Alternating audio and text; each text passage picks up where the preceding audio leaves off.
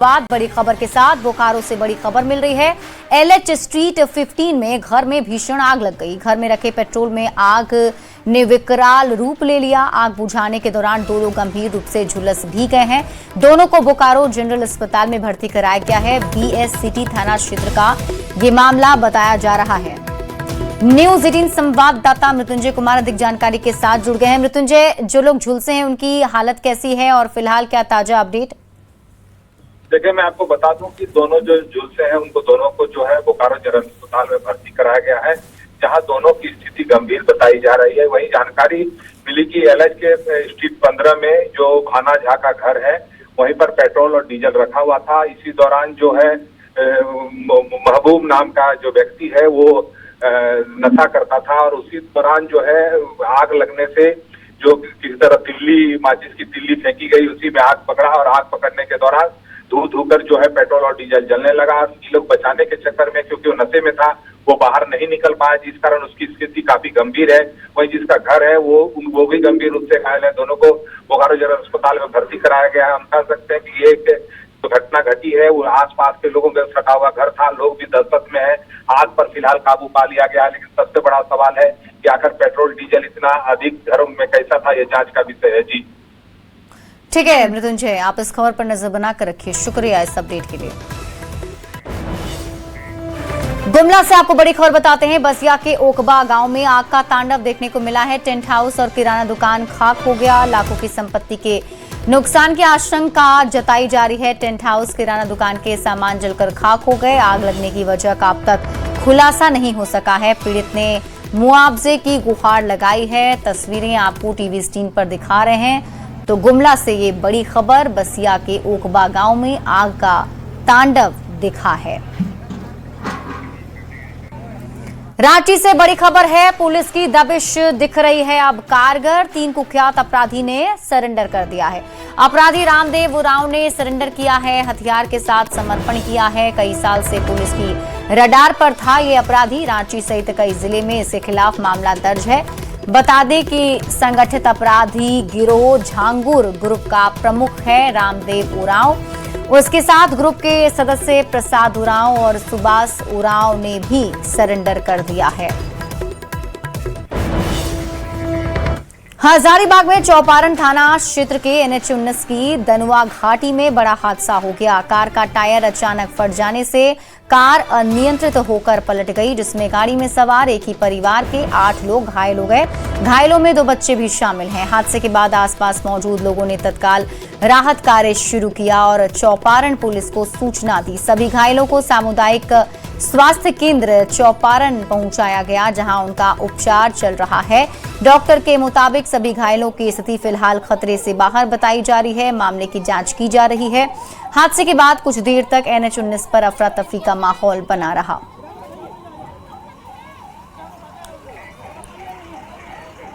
बड़ी खबर साहिबगंज से है, जहां 2 बाइक की आमने सामने हुई टक्कर में 3 लोगों की मौत हो गई, जबकि एक युवक की हालत गंभीर है। बोरिया 3 पहाड़ मेन रोड पर चतरा धोगड़ा के पास यह हादसा हुआ है। मिली जानकारी के मुताबिक झारखंड पुलिस के जवान और उधवा निवासी हृदय कुमार सरकार अपनी बाइक से गोड्डा से अपने घर लौट रहे थे। इसी दौरान एक ही बाइक पर सवार 3 युवकों से उनकी टक्कर हो गई। हादसे में जवान हृदय सरकार और एक युवक की मौके पर ही मौत हो गई है, जबकि इलाज के दौरान एक युवक ने दम तोड़ दिया। पुलिस ने दोनों बाइक को जब्त कर लिया है। शव को पोस्टमार्टम के लिए भेजकर आगे की जांच में जुट गई है।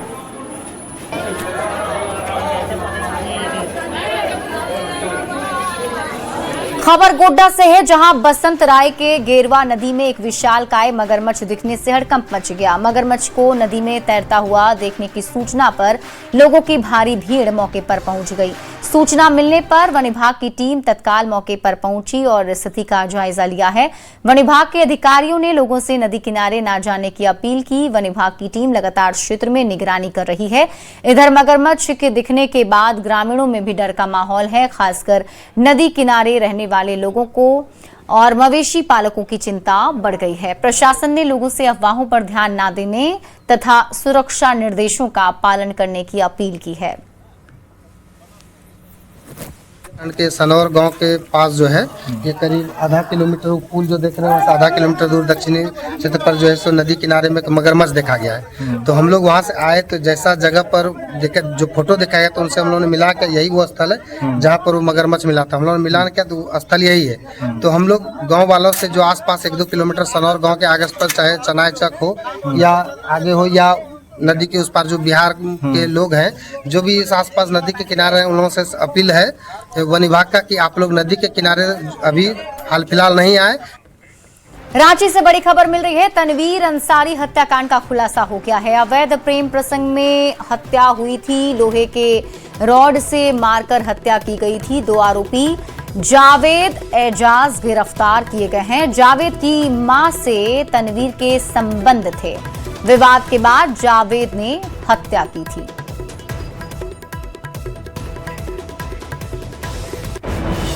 खबर राजधानी रांची से है, जहां रिम्स में पीजी फर्स्ट ईयर के छात्र डॉक्टर सानू सनल बरबार की संदिग्ध परिस्थिति में मौत हो गई है। शव कटहल मोड़ स्थित उनके आवास से बरामद किया गया है। फिलहाल मौत के कारण का खुलासा नहीं हो सका है और पुलिस मामले की जांच में जुटी हुई है। जानकारी के मुताबिक डॉक्टर सानू सनल बरबार रिम्स में सर्जरी विभाग में पीजी की पढ़ाई कर रहे थे। अचानक हुई उनकी मौत से रिम्स के छात्र छात्राओं और चिकित्सकों के बीच शोक का माहौल है। फिलहाल मौत के कारण का पता नहीं चल सका है। पुलिस हर पहलू से मामले की जांच कर रही है। मृत पाए गए थे। जैसे ही सूचना मिला कि वो मृत थे तो उनको हसरिंचो हॉस्पिटल के गया जहाँ पर उनको बॉडी डिक्लेयर कर दिया गया था। वहाँ से फिर उनका जो मृत शरीर था वो रिम्स लाया गया और रिम्स में फिर पोस्टमार्टम के बाद पश्चात उनको अभी मोर्चरी रखा गया। पलामू पुलिस ने मेदिनीनगर में विनीत तिवारी हत्याकांड के आरोपियों के घर इश्तेहार चिपकाए हैं। गाजे बाजे के साथ हत्या के आरोपी प्रदीप तिवारी उर्फ महाकाल और राकेश तिवारी के घर पुलिस पहुंची थी। पुलिस ने माइकिंग के जरिए आरोपियों को सरेंडर की चेतावनी दी है।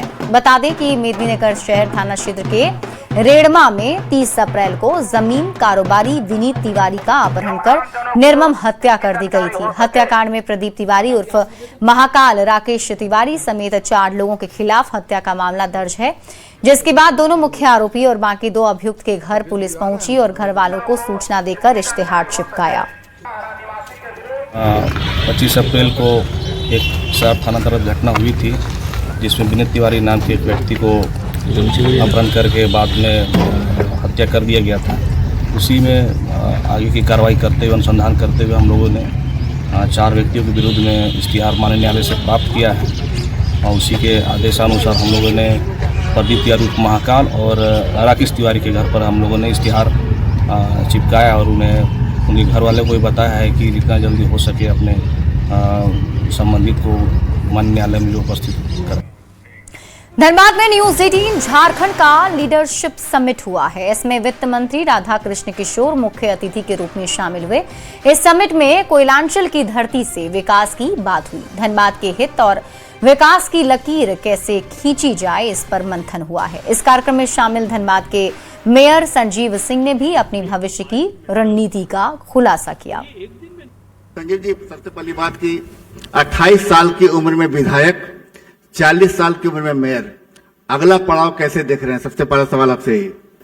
देखिए, हम लोग का एक सबसे बड़ा विजन होता है, क्योंकि आपको ये बता देते हैं कि मेरे पिता स्वर्गीय सूरजदेव सिंह धनबाद में आए थे और उन्होंने जब एक मजदूर के खिलाफ शोषण हो रहा था उस टाइम में वो भी एक मजदूर थे और उनकी लड़ाई वो लड़ रहे थे और उस लड़ाई से ये महसूस हुआ कि यहाँ पे जो भी ऐसे लोग होते हैं जो बिजनेस माइंडेड होते हैं, जो कोयला उत्खनन करते हैं, तो जिस समय प्राइवेटेशन था और प्राइवेटेशन के समय में लोगों पे शोषण होता था, उसकी वो आवाज बने और वो आवाज जब बने तो उस लड़ाई को लेकर निरंतर उनके रहते हुए वो खुद लड़े और उनके बाद जब हम लोग भी जो चीजें देखती आए उसका लड़ाई लड़ते रहे, साथ साथ समाज के साथ जुड़े रहे।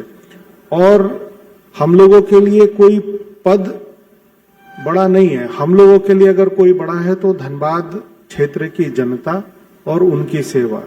और यही सबसे बड़ा कारण है कि धनबाद की जनता हम लोगों को अपने हाथों पर बिठा के रखती है, और शायद जितना हम लोग करते हैं ये भी शायद उनके लिए कम है। धनबाद की जनता जो कहती है जो सजीव है वही संजीव है, तो वैसे में क्या एक बार फिर से लोग आपको इसे कहते हैं कि सफर आपका राजनीतिक सफर जो शुरू हुआ वो हुआ आपका विधायकी से, तो क्या आगे भविष्य में कोई ऐसी प्लानिंग जिससे धनबाद की सीट हो या फिर कहीं और से मन में कुछ चल रहा हो? नहीं, देखिए, मेरा जो हम लोगों का विजन है अभी आपको बता देते हैं कि लगातार झरिया से हमारे परिवार से मेरी माताजी, मेरे पिताजी, खुद मैं और अभी मेरी धर्मपत्नी जी जो भाजपा से विधायक हैं श्रीमती रागिनी सिंह जी, वो भी विधायक हैं और वो भी कार्य कर रही हैं।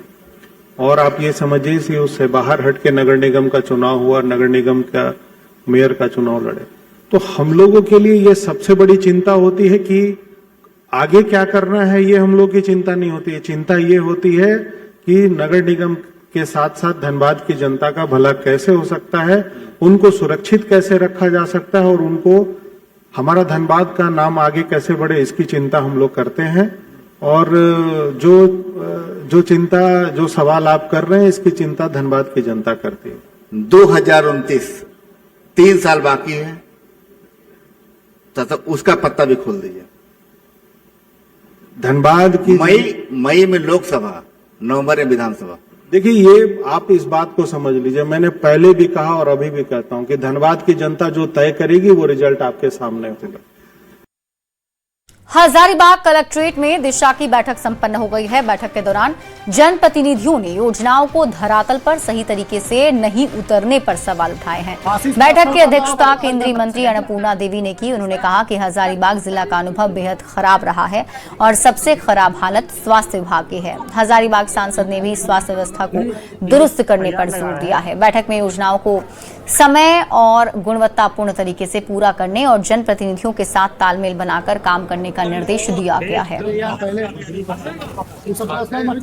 में शिकायतें आ रही है और निश्चित रूप से ये प्रयास रहा है कि जिला प्रशासन से भी ये चीज कहना चाहेंगे कि कम से कम काम सही से पूरा करा के लोगों को पानी पहुंचाए, तो ये राज्य सरकार की प्राथमिकता में नहीं है। आज स्वास्थ्य विभाग बिल्कुल अपने पूरी तरह से बीमार है, एक भी पैरामीटर्स पे वो खरा नहीं उतरा। पीएचडी का वही हालत है, बिजली विभाग का वही हालत है। कमो बेसी देखिएगा तो राज्य सरकार जो है ये बैसाखी पर है, मोटा मोटी यही हम लोग कह सकते हैं। जो मुद्दे थे उन मुद्दों को उठाया गया और उन मुद्दों के संदर्भ में कंसर्न डिपार्टमेंट से प्रश्न पूछे गए और उनका जो इश्यूज थे उन इश्यूज को रेज किया गया और अगली बैठक में हम उसका अनुपालन देखेंगे कि कितना उसका अनुपालन। विश्व प्रसिद्ध श्रावणी मेला 2026 की तैयारियों को लेकर देवघर प्रशासन अलर्ट मोड में आ गया है। श्रद्धालुओं को बेहतर सुविधा और सुगम दर्शन उपलब्ध कराने के उद्देश्य से जिला प्रशासन ने तैयारियों की समीक्षा तेज कर दी है। इसी क्रम में देवघर डीसी और एसपी ने अधिकारियों के साथ बाबा मंदिर परिसर का निरीक्षण भी किया। इस दौरान श्रद्धालुओं की सुविधा, सुरक्षा व्यवस्था, भीड़ प्रबंधन, प्रवेश और विकास मार्ग, पेयजल, स्वच्छता के साथ मूलभूत सुविधाओं को लेकर चर्चा की गई। अधिकारियों ने संबंधित विभागों को सभी आवश्यक तैयारियां पूरी करने के निर्देश दिए हैं ताकि श्रद्धालुओं को बेहतर सुविधा मिल सके। ये मतलब जो जितना भी हम लोग मैक्सिमम सुगम कर सकते हैं उनके लिए आरामदेह करते हैं ताकि उन्हें कोई परेशानी ना हो, चाहे वो गर्मी को लेके हो, उनका रूट को लेके हो, जानकारी को लेके हो। तो हम लोग सब चीज़ हम लोगों ने निरीक्षण कर लिया है और जो भी कमियां पाई गई हैं, जहाँ जहाँ हमें थोड़ा भी चेंज करना है तो हम लोग उसको प्लान तरीके से जो श्रावणी मेला आने वाला है अगला, उससे पहले हम लोग उसको रेडी करें। 31 मई को विश्व तंबाकू निषेध दिवस के मौके पर झारखंड स्वास्थ्य विभाग की तरफ से जागरूकता रथ को रवाना किया गया। रांची डीसी ने कलेक्ट्रेट परिसर से जागरूकता रथ को हरी झंडी दिखाकर रवाना किया है। यह रथ जिले के विभिन्न क्षेत्रों में भ्रमण कर लोगों को तंबाकू और उससे होने वाली गंभीर बीमारियों के बारे में जागरूक करेगा। कार्यक्रम में सिविल सर्जन सहित स्वास्थ्य विभाग के कई अधिकारी और कर्मचारी भी मौजूद रहे। अधिकारियों ने लोगों से तंबाकू सेवन से दूर रहने और स्वस्थ जीवन शैली अपनाने की अपील की है। शासन ने तंबाकू नियंत्रण के संबंध में एक रथ का रवाना किए और ये 15 दिन तक सभी प्रखंडों में जाएगी और प्रचार प्रसार करेगी। इसके माध्यम से सभी लोगों को यही एक संदेश पहुंचाना है कि तंबाकू से जो है कैंसर और बहुत सारे एडिक्शन और समस्याएं आते हैं, और इसीलिए तंबाकू का सेवन न करें। और कहीं से भी अपने परिवार में और जान पहचान के लोग कंज्यूम भी करते हैं तो उनको भी मोटिवेट करना है कि नहीं तंबाकू सेवन करें, और उसके जो भी दुष्परिणाम है वो भी बताएं। और ये अत्यंत आवश्यक है, तो इसलिए हमारे जो स्वास्थ्य विभाग है इसमें लगातार कार्य कर रही है। झारखंड में क्रिकेट प्रतिभाओं को नया मंच देने की दिशा में एक बड़ी पहल की गई है। आईपीएल की तर्ज पर पहली बार जेएससीए झारखंड प्रीमियर लीग का आयोजन किया जा रहा है। इस लीग में राज्य के उभरते खिलाड़ियों को अपनी प्रतिभा दिखाने का मौका मिलेगा। जमशेदपुर में खिलाड़ियों की नीलामी प्रक्रिया पूरी की गई, जिसमें 6 फ्रेंचाइजी टीमों ने खिलाड़ियों का चयन किया है। एक टीम को 18 खिलाड़ी शामिल करना है। 241 खिलाड़ियों की नीलामी की जाएगी। झारखंड के क्रिकेट इतिहास में पहली बार आयोजित हो रही झारखंड प्रीमियर लीग को लेकर खिलाड़ी और क्रिकेट प्रेमियों में खासा उत्साह देखा जा रहा है। जो कि हमारे यहाँ के जो प्रतिभाशाली खिलाड़ी हैं, जो लगातार क्रिकेट के फील्ड में मेहनत कर रहे हैं, उनको अपने टैलेंट को, अपनी प्रतिभा को दिखाने का एक अच्छा मौका रहेगा। जिस तरीके से आप देखते हैं कि आईपीएल में टीमों का ऑक्शन होता है, प्लेयर्स का ऑक्शन होता है, इसी तरीके से हम लोगों ने 6 टीमें यहाँ पे रखी है। और आज जो ऑक्शन हो रहा है उसमें जो झारखंड के जो भी डिस्ट्रिक्ट लेवल के भी खिलाड़ी हैं उनका भी नाम उसमें है।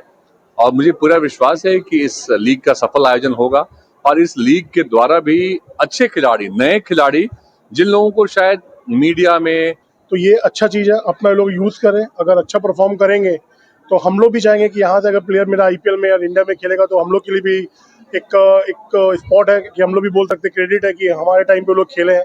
और ऐसे भी हमारे टाइम पे नहीं, अगर आने वाले टाइम में अगर झारखंड से लड़के लोग आईपीएल या इंडिया को रिप्रेजेंट करते तो हम लोग के लिए गर्व की बात है। ये मैचेस कहाँ पे होंगे? सब मैच रांची स्टेडियम में मेन ग्राउंड में होंगे। पहला मैच मॉर्निंग में होगा, सेकेंड मैच नाइट में होगा।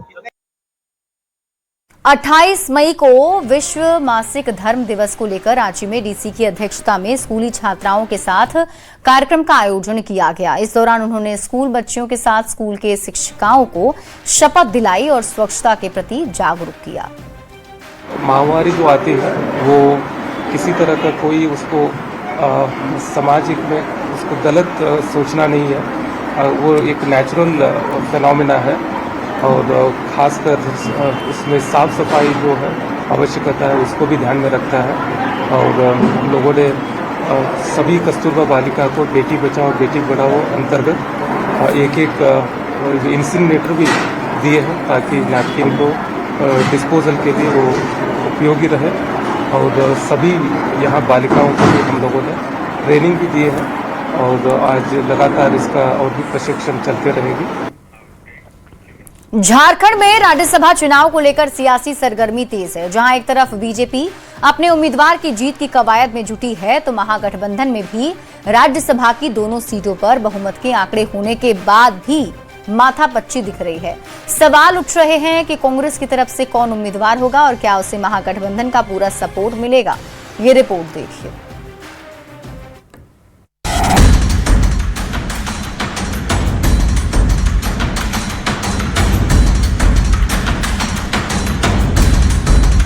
राज्यसभा चुनाव को लेकर झारखंड का सियासी पारा चढ़ा हुआ है। बीजेपी जहां एनडीए के सहयोगियों के वोटों के बाद भी बहुमत के आंकड़े से दूर है, वहीं महागठबंधन के पास बहुमत के आंकड़े के बावजूद संशय है।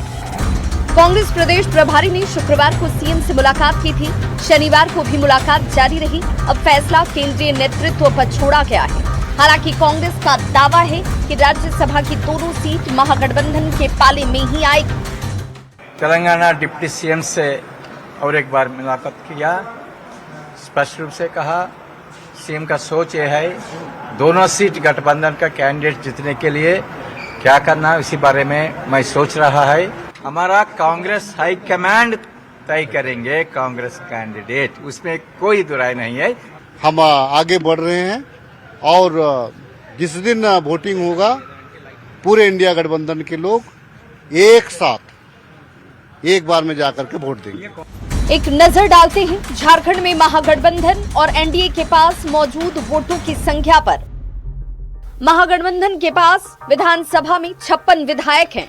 इसमें जेएमएम के 34, कांग्रेस के 16, आरजेडी के 4 और सीपीआई-एमएल के 2 विधायक शामिल हैं। यानी 2 सीट जीतने के लिए उसके पास पूरे आंकड़े हैं। वहीं एनडीए के पास मौजूदा वोट की बात करें तो बीजेपी के 21, आजसू के 1, एलजेपी रामविलास के 1 और जेडीयू के 1 वोट उसके साथ हैं। ऐसे में बीजेपी के पास 24 विधायक हैं, जो बहुमत के आंकड़े से 4 कम है। इसके अलावा जयराम महतो की जेएलकेएम के 1 वोट भी हैं। महागठबंधन में जारी बातचीत के बाद भी समाधान नहीं निकल रहा। जेएमएम ने उम्मीद जताई है कि मीटिंग का दौर जारी है और आगे की बैठक में सब कुछ तय हो जाएगा।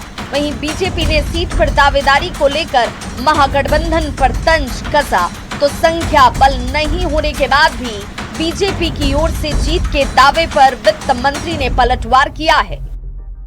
4-5 दिनों के अंदर तस्वीरें स्पष्ट हो जाएंगी। कांग्रेस का दावा भी स्वाभाविक है, परंतु हमारे कार्यकर्ताओं की भावनाओं का भी ख्याल हेमंत सोरेन जी रखेंगे।